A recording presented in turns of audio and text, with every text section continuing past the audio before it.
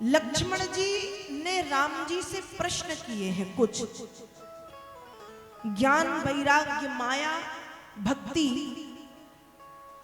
के विषय में पूछा कि ज्ञान वैराग्य क्या है, भक्ति क्या है, माया क्या है और जीव और ईश्वर के बीच में संबंध क्या होता है। ये 5 प्रश्न लक्ष्मण जी ने राम जी से किए हैं।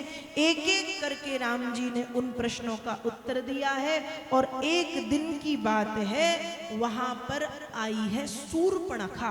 कौन आई है? शूर्पणखा, रावण की बहन जिसका नाम है शूर्पणखा।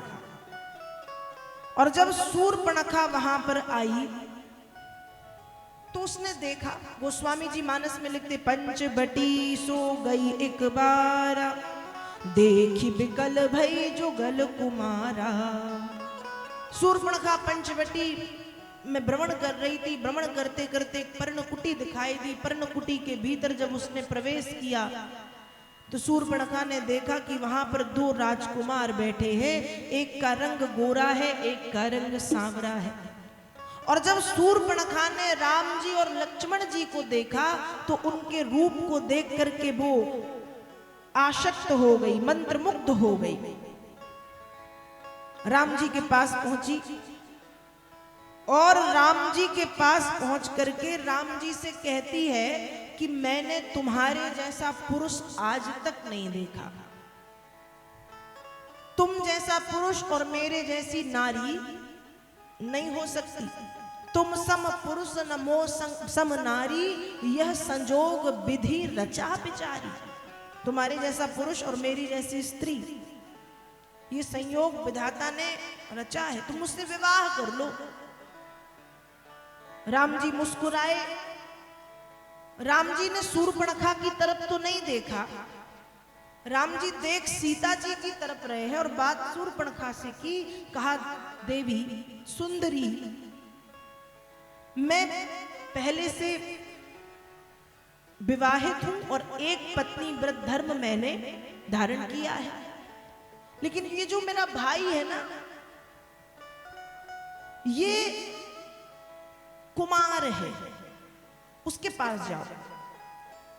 शूर्पणखा ने कहा, ठीक है, वैसे तो तुम अच्छे लगे मुझे, लेकिन वो भी सुंदर है, जाती हूं उसके पास।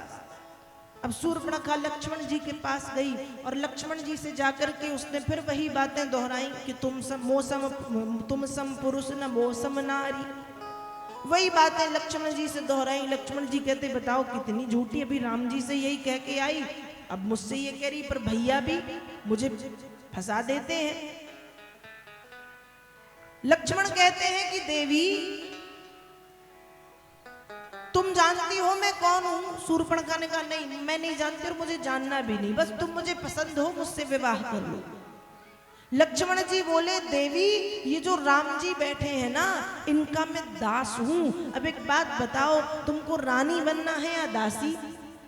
तो शूर्पणखा कहती, मैं दासी क्यों बनूं?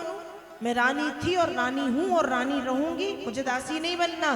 तो कहा, तुम एक दास से शादी करोगी, विवाह करोगी, तो दास की पत्नी दासी ही कहलाएगी, इसलिए स्वामी के पास जाओ।